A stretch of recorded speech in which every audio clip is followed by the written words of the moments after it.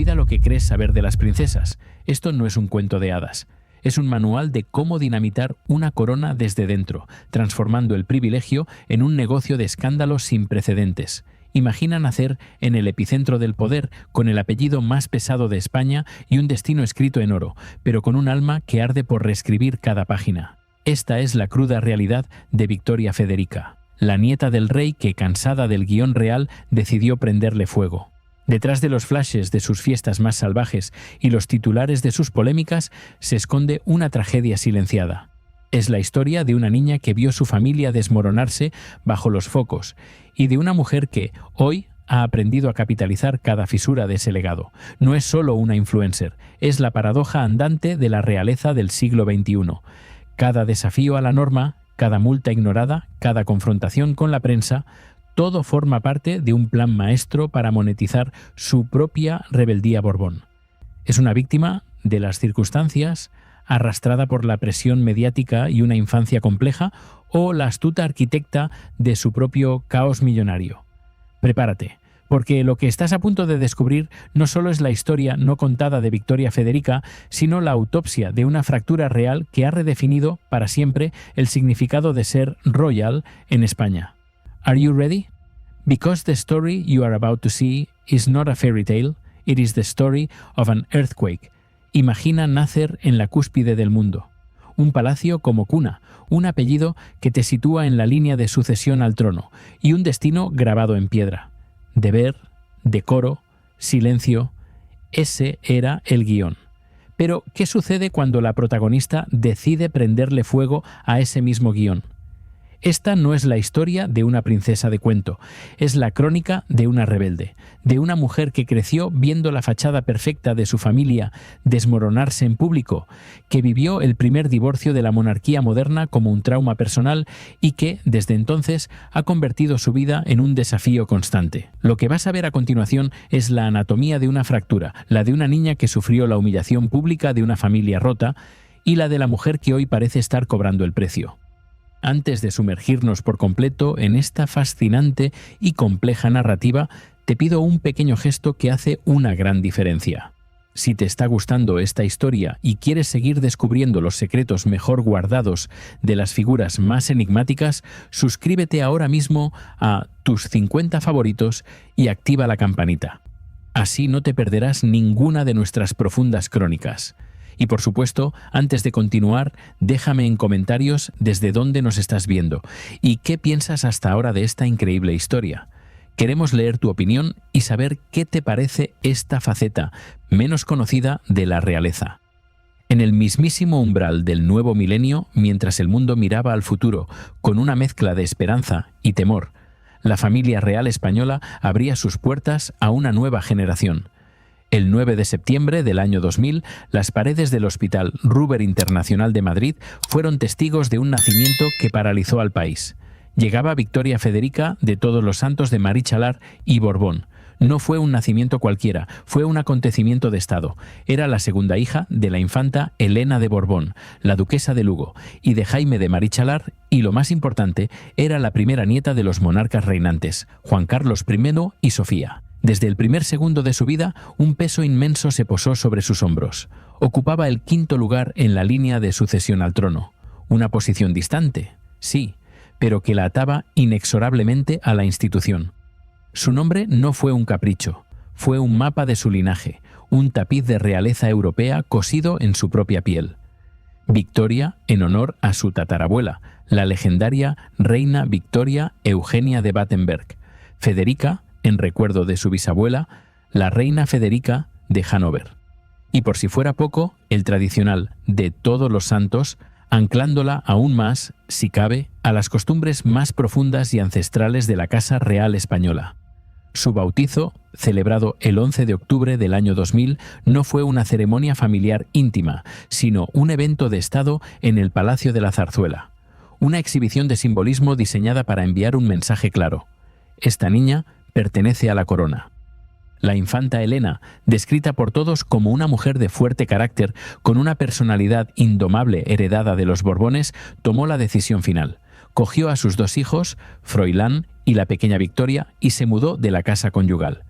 Lo que se presentó al mundo como temporal era, en la intimidad de aquel hogar roto, un final absoluto. 2 años después, en el año 2009, esa temporalidad fingida se convirtió en un divorcio formal. Imagina por un momento lo que eso significa para una niña de 7 años.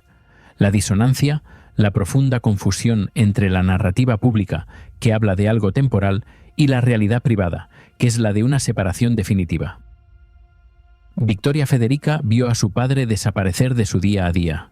Vio a su madre, la hija del rey, convertirse en el centro de todas las miradas, de todos los susurros. Se ha reportado que Victoria sufrió enormemente con la separación. No fue un dolor pasajero, fue un trauma. Un trauma que dejaría una huella indeleble en sus años formativos y que definiría su carácter. Este suceso no fue solo el fin de un matrimonio. Para ella, fue el colapso total de la estructura familiar, el fin de la normalidad, si es que alguna vez la tuvo, y todo esto bajo los focos. La experiencia del divorcio es un evento vital devastador para cualquier niño, pero en su caso se amplificó 1000 veces. El escrutinio mediático fue implacable, y la necesidad institucional de controlar la narrativa primó sobre sus sentimientos. Las investigaciones psicológicas sobre el impacto del divorcio en niños de tan solo 7 años apuntan a consecuencias a largo plazo que resultan escalofriantemente precisas en su caso. Se habla de problemas de comportamiento, de bajo rendimiento académico y de una futura relación conflictiva y desafiante con la autoridad. La trayectoria posterior de Victoria Federica, la que estamos a punto de desentrañar, parece seguir este patrón psicológico al pie de la letra. Sus futuras dificultades académicas, sus sonadas y públicas confrontaciones con su madre y su patrón sistemático de desafiar las normas, la policía y el protocolo. La ruptura de su hogar en el año 2007 no es, por tanto, solo un hecho biográfico, es la génesis, es el origen de su naturaleza rebelde. Es, quizás, una reacción a la contradicción fundamental de su niñez, la de haber vivido un trauma profundamente privado bajo las luces implacables y crueles de la vida pública. Los años siguientes, los de la adolescencia, fueron la consecuencia directa de esta fractura. Su vida se definió por una inestabilidad constante, un deambular sin rumbo en los dos frentes cruciales para cualquier joven, la educación y el amor. Su carrera académica no fue un camino, fue un laberinto, un periplo errático por algunos de los colegios más caros y elitistas de Europa, marcado por cambios constantes y reveses significativos. Y simultáneamente, buscando en la adrenalina lo que no encontraba en casa, su primer romance de alto perfil la zambulló de lleno en el mundo más dramático, controvertido y peligroso que podía elegir. Ambas luchas fueron forjando su imagen pública, la de una joven apasionada dispuesta a abrazar el riesgo y la tradición más castiza con la misma intensidad. Su educación fue desde el principio una cuestión de privilegio absoluto, pero también de una inconsistencia que revelaba los problemas subyacentes. Comenzó su formación en el elitista Colegio San Patricio de Madrid, el mismo centro que su hermano. Allí, en 2009, recibió su primera comunión en una de esas ceremonias familiares que intentaban simular una normalidad que ya no existía. Pero su senda académica no tardó en torcerse. En 2012, Victoria tenía 12 años. Sus padres, ya divorciados y en una relación tirante, tomaron una drástica decisión. La iban a enviar lejos de España, a un internado femenino en el Reino Unido. La razón oficial, la que trascendió a la prensa, fue la de siempre: mejorar su inglés. Pero diversas fuentes, aquellas que miraban detrás de los telones, apuntaban a algo mucho más serio. La decisión estuvo motivada por una preocupante caída en su rendimiento escolar. No era solo que no estudiara, era que, supuestamente, se encontraba profundamente afectada tras presenciar el accidente que había conmocionado a la familia, el momento en que su hermano Froilán se disparó accidentalmente en un pie. El caos familiar la estaba devorando, así fue enviada a un internado que, según se reportó, costaba alrededor de 35.000 euros anuales. Pasó 2 años en este exilio dorado. A su regreso a Madrid, fue matriculada en otro colegio de estilo británico, el St. George's de La Moraleja, pero el problema no se había resuelto. Fue durante este periodo cuando sus dificultades académicas se hicieron innegables. Las publicaciones de la época eran claras: se atragantaba con los libros. El resultado fue un fracaso escolar completo. Tuvo que repetir primero de bachillerato. Finalmente, y tras otro cambio, logró obtener su título en un cuarto colegio diferente, el Santa María del Valle. Este itinerario educativo, este salto de colegio en colegio, de país en país, revela un patrón desesperado y un intento de sus padres por intervenir para corregir el rumbo que se desviaba de las expectativas. No era la carrera constante y brillante que se esperaba de una nieta real. Aunque su paso por Reino Unido fue discreto en su momento, los detalles emergieron años después, cuando su perfil mediático explotó. La prensa británica, fascinada por esta nueva Royal rebelde, escarbó en anécdotas de su estancia en el internado. El Daily Mail, en particular, ahondó en aquella época y habló de sus supuestas rabietas, berrinches que, al parecer, estaban relacionados con su profunda aversión a levantarse temprano. Este detalle, que podría parecer menor, es en realidad una ventana muy reveladora a su comportamiento real, lejos del control familiar. Sugiere una personalidad con un carácter sumamente fuerte, un carácter Borbón que ya entonces, con 12 o 13 años, chocaba de frente con las estructuras disciplinadas y rígidas de un internado de élite. Fue justo después de emerger de esa adolescencia errática cuando Victoria Federica inició su primer gran romance mediático, el que la pondría en todas las portadas. No eligió a un aristócrata, ni a un empresario, ni a un estudiante de su círculo. A través de la afición taurina de su hermano Froilán, el otro gran rebelde de la familia, conoció al torero Gonzalo Caballero y él se convirtió en su primer novio oficial. La relación fue cualquier cosa menos discreta, fue un desafío en sí mismo. Victoria se convirtió en una presencia permanente, casi religiosa, en las plazas de toros de toda España. Seguía la carrera del torero con absoluta devoción. Las cámaras la captaban en los tendidos, intercambiando gestos de complicidad, de cariño y de nerviosismo a la vista de todo el mundo. El propio diestro, consciente del imán mediático que representaba tener a la nieta del rey en los tendidos, la apodó públicamente, llamándola su talismán. La relación fue una mezcla de amor adolescente y espectáculo, pero ese espectáculo alcanzó su clímax más dramático en octubre de 2019, en la Plaza de las Ventas, en Madrid. Gonzalo Caballero sufrió una gravísima acogida, una jornada que casi le cuesta la vida, y Victoria fue testigo de toda la secuencia en vivo desde los tendidos. Pese a la intensidad de ese vínculo forjado entre la vida y la muerte en la arena, fue el torero quien confirmó más tarde que había puesto fin a la relación. La razón que dio fue profesional. Necesitaba centrarse en su exigente y mortal profesión. Elegir a un torero como primer amor no es, en absoluto, algo baladí. Es una declaración de intenciones. Por un lado, la alinea con la pasión de su madre, la infanta Elena, por la hípica y la tauromaquia. Pero por otro, la posiciona como defensora pública de una de las tradiciones más controvertidas y polémicas de España. Fue una declaración de identidad que la alejaba radicalmente de la imagen más moderna, pulcra y paneuropea que su tío, el rey Felipe VI, había estado intentando cultivar con tanto ahínco para la monarquía. La inestabilidad académica que la persiguió durante una década no debe ser vista como un hecho aislado. Sus dificultades para adaptarse, su incapacidad para prosperar en los ambientes estructurados de aquellos carísimos colegios de élite, todo ello fue un claro precursor de su posterior rebeldía social. La estudiante que, según se reportó, tenía rabietas y no lograba seguir las reglas de un internado británico. La joven que no pudo encajar en el sistema académico tradicional.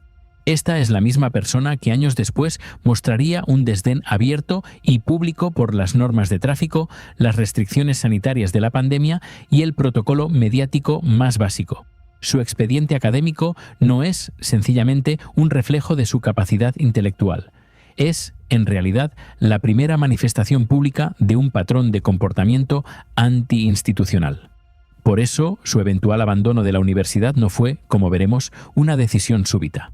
Fue, simplemente, la culminación lógica de una larguísima historia de desencuentros con las estructuras formales y la autoridad. Hemos llegado al periodo que marca su metamorfosis definitiva, el momento en que Victoria Federica dejó de ser una figura secundaria en el árbol genealógico Borbón y estalló como una figura pública por derecho propio. Una figura, por supuesto, que la alejaba cada vez más del camino que le había sido trazado al nacer. De lejos, un evento social que se suponía sería su introducción en sociedad, acabó empañado por tal controversia que se convirtió en su bautismo de fuego mediático.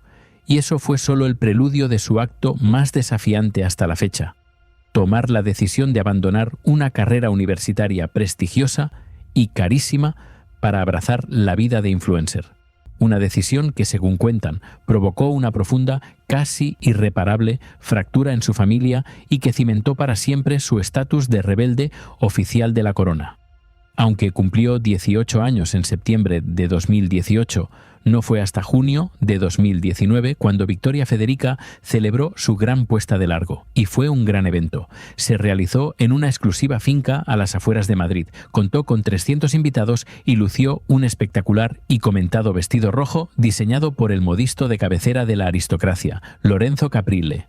La fiesta incluso contó con una actuación del popular DJ Juan Magán.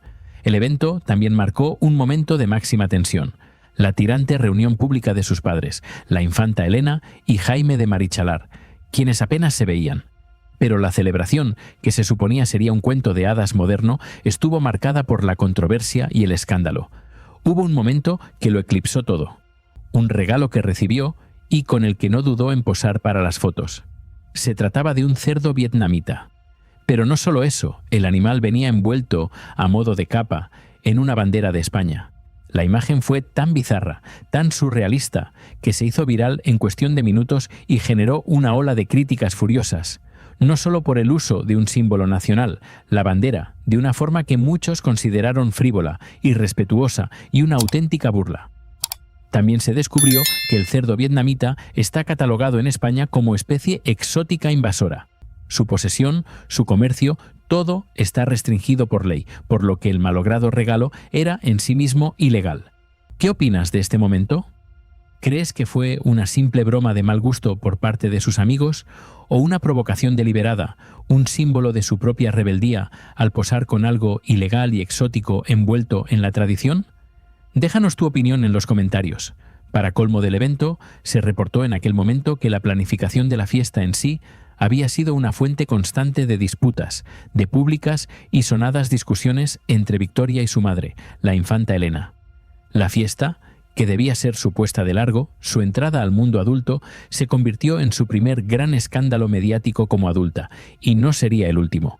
En septiembre de ese mismo año, 2019, Victoria Federica parecía por un momento regresar al redil siguiendo un camino más convencional y las huellas de su hermano Froilán, al matricularse en la universidad.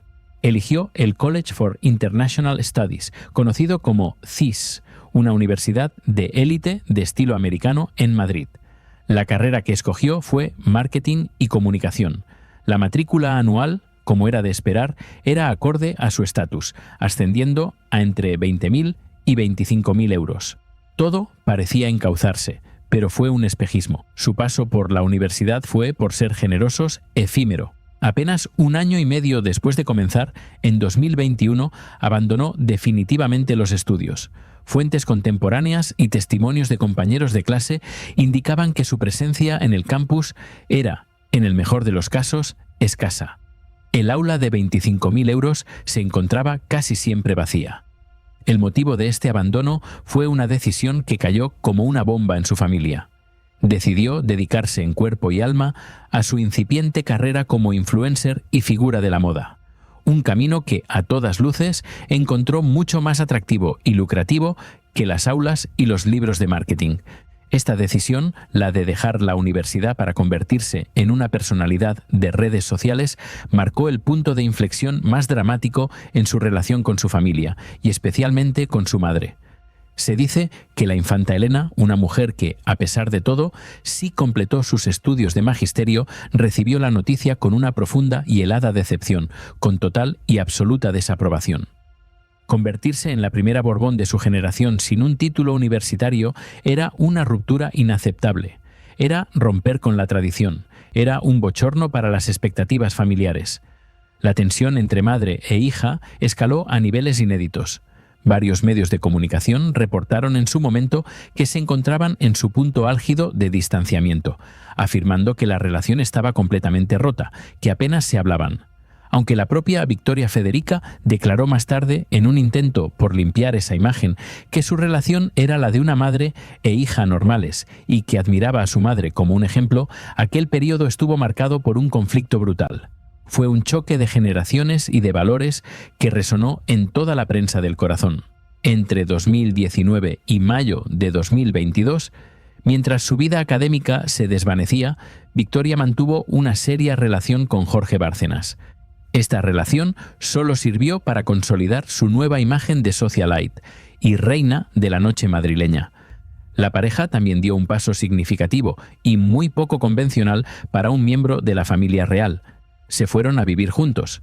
Victoria abandonó el hogar de su madre, la casa a la que se había mudado tras el divorcio, y se instaló con su novio. Su vida en común, documentada en parte por ellos mismos en redes sociales y acosada por la prensa, fue la de una pareja joven y moderna, completamente alejada de las ataduras y el protocolo de la realeza. La relación, sin embargo, terminó amistosamente en mayo de 2022. La declaración oficial fue la de siempre.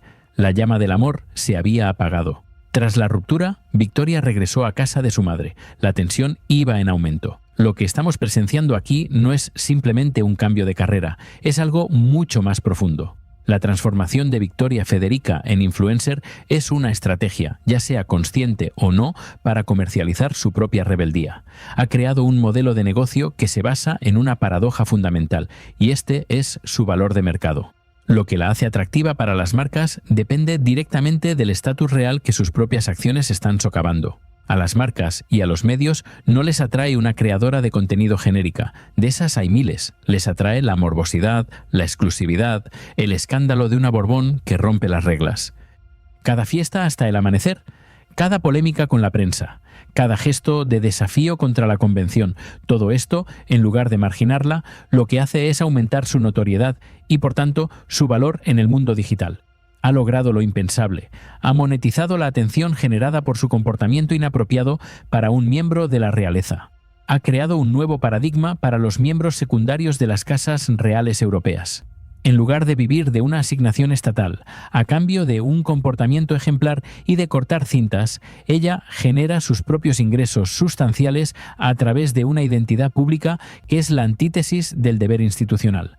Los últimos años solo han consolidado esta imagen pública, la de una figura inseparable, casi adicta a la controversia. Lejos de ser incidentes aislados, sus acciones forman un patrón, una pauta consistente de desafiar las normas sociales y legales, desde las restricciones de una pandemia global que paralizó al mundo hasta las leyes de tráfico más básicas que todos obedecemos. Esta sucesión de escándalos ha tensado hasta el límite su relación con la opinión pública y presumiblemente con la propia Casa Real, que observaba atónita cómo su nombre dominaba los titulares. Durante la crisis sanitaria del COVID-19, el mundo vivió una pesadilla. España se enfrentó a uno de los confinamientos más estrictos y duros de toda Europa. Y en este contexto de miedo, enfermedad y sacrificio colectivo, el comportamiento de Victoria Federica generó una indignación generalizada.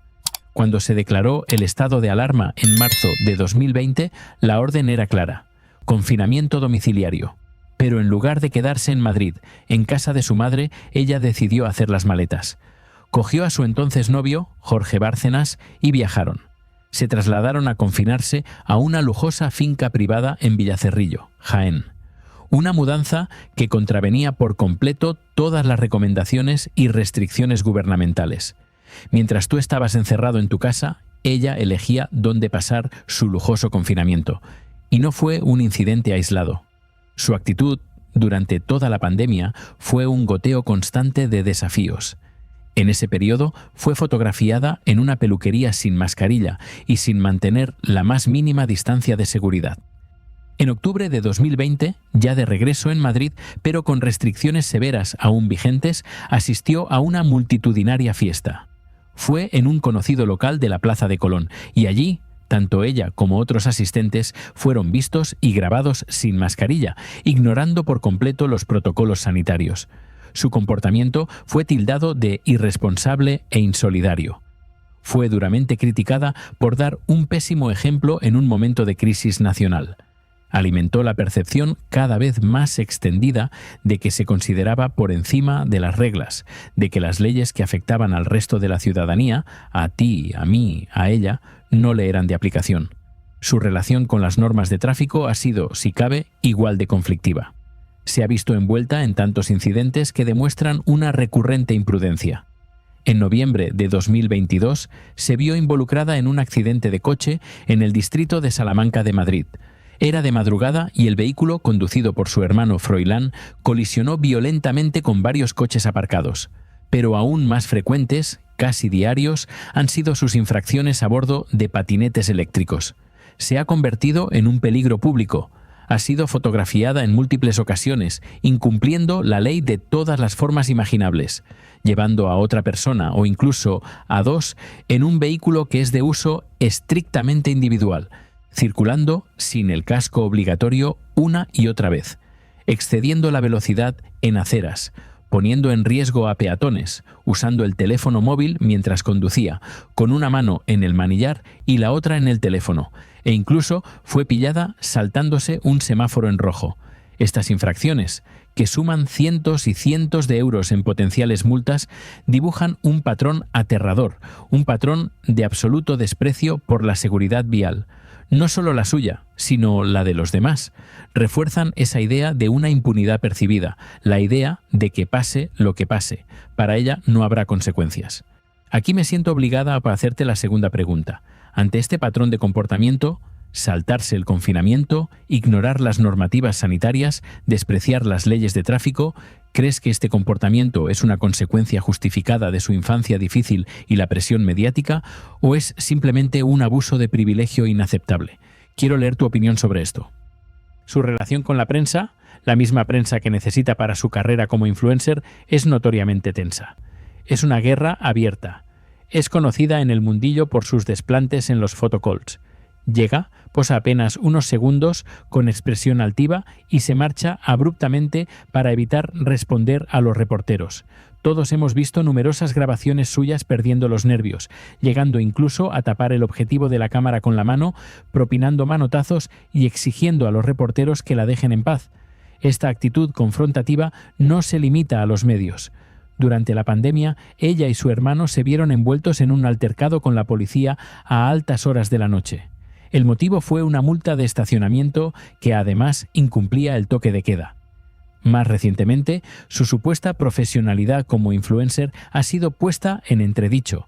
Se han reportado acusaciones de que hizo llorar a una fotógrafa en un evento por sus malos modos e incluso se apropió de productos de alta cosmética sin permiso. Esta hostilidad crea la contradicción central en su vida. Necesita la exposición mediática para que las marcas le paguen, pero desprecia y ataca el escrutinio que conlleva. En abril de 2023, su afición por la hípica, una gran pasión heredada de su madre, volvió a situarla en el centro de la polémica. Ocurrió mientras cabalgaba por la Real Maestranza de Caballería de Sevilla, una zona que se encontraba atestada de público, y se vio envuelta en un accidente. Su montura arrolló a una joven. Los primeros reportes difundidos por el programa de televisión Sálvame fueron muy críticos, muy duros. Afirmaban que Victoria Federica no se había apeado del caballo, que no había comprobado el estado de la víctima que se encontraba en el suelo. Posteriormente, como suele ocurrir, la narrativa se matizó. Se supo que Victoria Federica sí llamó a la joven más tarde para disculparse y mostrar preocupación por su estado. Además, un hombre de confianza de la familia, Nicolás Murga, se encargó de supervisar personalmente que la víctima recibiera la atención médica necesaria. Aunque la situación se resolvió, el incidente inicial, tal como fue percibido por el público, reforzó su imagen, la de una aristócrata altiva, despreocupada, que ni siquiera se bajaba del caballo tras arrollar a alguien, generando otro titular negativo, otro escándalo que requirió una operación de control de daños desde la sombra. Y así llegamos a la encrucijada de su vida actual. Victoria Federica se presenta hoy como una figura increíblemente compleja, atrapada entre el peso de su apellido, que la alimenta, y las exigencias de la fama moderna, que la consume. Un grave susto de salud que la llevó al quirófano. su sorprendente e inesperada incursión en televisión y un nuevo y aparentemente más comedido capítulo en su vida amorosa. Todo ello dibuja el retrato de una mujer que sigue desafiando cualquier intento de categorización día tras día. Su trayectoria futura sigue siendo una incógnita, pero los recientes acontecimientos nos ofrecen pistas muy claras sobre la evolución de esta royal poco convencional. En septiembre de 2022, pocos días después de cumplir 22 años, la vida de Victoria Federica dio un giro inesperado y aterrador. Tras sufrir un intenso y agudo dolor abdominal, fue trasladada de urgencia al hospital en ambulancia. El diagnóstico era grave: peritonitis, una inflamación abdominal seria que, si no se trata, es mortal y requiere intervención inmediata. Fue sometida a una cirugía de urgencia.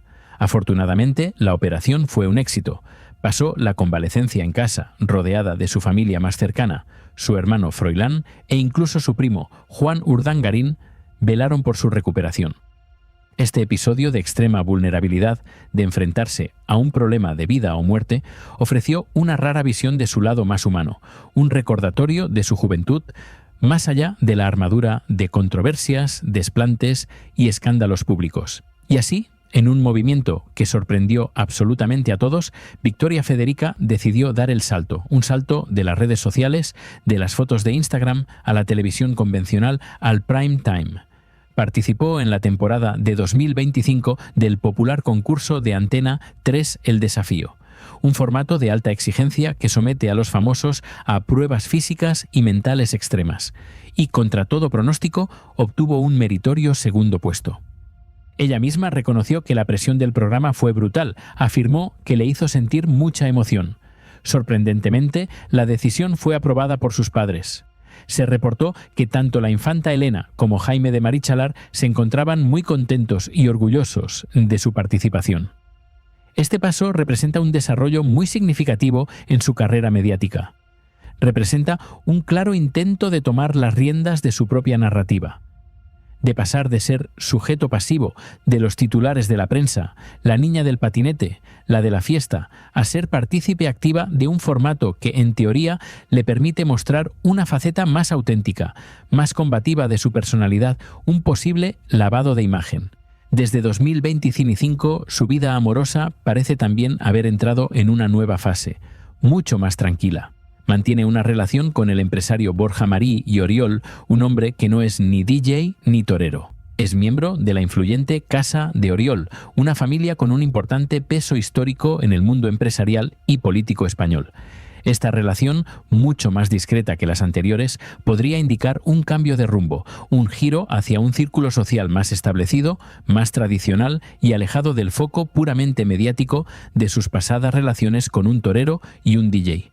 ¿Es este el fin de su rebeldía o solo una pausa? La figura de Victoria Federica de Marichalar y Borbón, en última instancia, encarna una de las grandes paradojas de la realeza en el siglo XXI. Es un producto de la misma institución que con cada una de sus acciones parece querer subvertir. Su fama, su carrera, su poder de atracción y el dinero que gana, nada de esto existiría sin el apellido Borbón, pero el interés que despierta, su valor comercial, se alimenta precisamente de su negativa a comportarse como se espera de alguien que lo lleva. No es una royal tradicional, no se dedica al servicio público ni a la discreción, pero tampoco es una celebrity hecha a sí misma desde cero. Habita un espacio intermedio, un limbo extraño y único que ella misma ha construido. Un lugar donde capitaliza hasta el último céntimo de los privilegios de su nacimiento, mientras rechaza uno a uno las responsabilidades que ese nacimiento conlleva. La pregunta sobre su legado sigue abierta. ¿Será recordada como una pionera? ¿Como la mujer que forjó un nuevo camino de independencia económica y personal para los miembros secundarios de las monarquías? ¿O será recordada como el epítome de una generación de privilegios sin propósito, como una mera nota al pie en la historia de su familia, marcada solo por la controversia y el escándalo? Su futuro, y cómo la recordaremos, dependerá de su capacidad para resolver esta contradicción fundamental, de su habilidad para evolucionar de una vez por todas de un mero símbolo de rebeldía a una figura con verdadera sustancia. Gracias por acompañarme en este intenso viaje hasta el final. La historia de Victoria Federica es una de esas que no dejan a nadie indiferente. Si te ha cautivado esta crónica, no olvides suscribirte a tus 50 favoritos ahora mismo para no perderte ninguna de nuestras historias. Ahora mismo, en pantalla, verás más vídeos de nuestro canal, que te aseguro te cautivarán tanto como este. Haz clic en uno de ellos y sigue descubriendo las historias que nadie más